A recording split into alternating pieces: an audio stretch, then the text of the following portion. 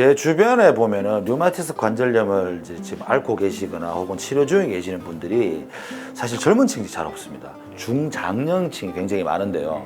그럼 결국엔 류마티스 관절염이라는 건 나이가 들면 생기는 병입니까?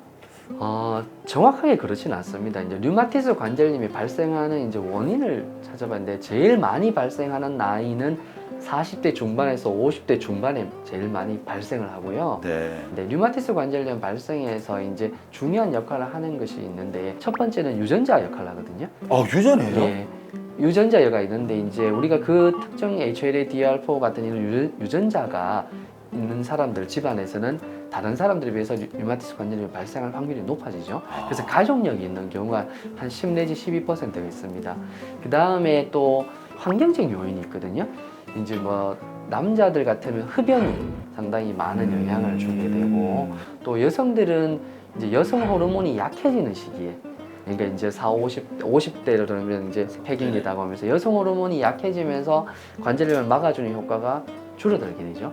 또 흡연하는 여성들은 사람들은 이제 생리가 빨리 끝나거나 이러면 류마티스 관절염 위험도 올라간다고 할 수 있습니다. 그렇구나. 그리고 또 하나는 요즘 최근에 이제 많이 밝혀지는 건데 우리 그 구강 안에 위생이 좋지 않을 경우 잇몸 옆에 어떤 균들에 의해서 잇몸 치주염이 자주 발생하는 네네네. 경우 이런 경우에 이제 류마티스 관절염을 일으키는 자가 항체를 잘 만들거든요.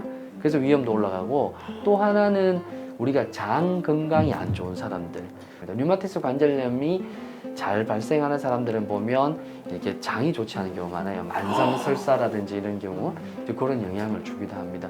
유전적인 요인, 환경적인 요인 이렇게 복합적인데 결국에는 이제 40, 50대 여성이 제일 많이 발생한다. 그 다음 또 남성들도 있지만 여성들이 주로 한 3배 이상 많이 발생하는 걸로 알려져 있습니다. 그렇군요. 근데 류마티스 관절염의 원인이 다양하네요. 그래서 류마티스 관절염을 정의해보라고 우리가 의과대 학생들에게 시험을 치잖아요. 네네. 정답을 적으려면 이렇게 적어야 됩니다. 만성, 전신성, 염증성 질환이다. 이렇게 결론을 얘기를 해야 됩니다. 네. 혹시 이 방송 보고 있는 의대생이면 정답은 알고 가네요. 쌤 요즘 시중에 보면은 뼈 건강에 관한 관심도가 높다 보니까 건강 보호 조제가 굉장히 많이 광고가 되고 있더라고요. 그러다 보니까 주위 어르신들도 챙겨 드시는 분도 있고 제 또래도 많이 먹고 있던데 이런 거 복용하거나 좀 이렇게 좀 신경을 쓰게 되면은 류마티스 관절염은 조금 예방할 수 있지 않을까요? 그거는 아닙니다. 아닙니까? 네, 이거를 드시면 관절에 좋습니다. 이렇게 하는데 대부분 효과는 없고요.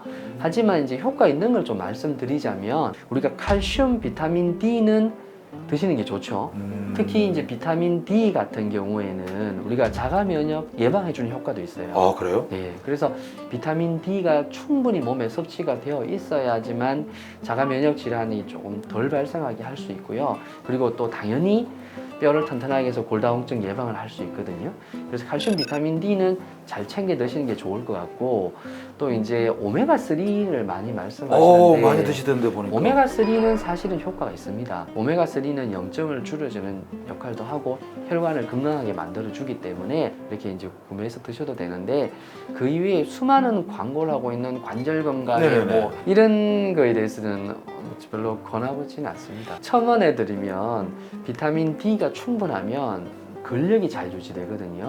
결국 근력이 유지되어야지만 관절도 건강하기 때문에 그 약을 그 음식이겠죠. 그 건강식품 그거보다는 비타민 D를 충분히 드시는 게 더 좋을 것 같아요.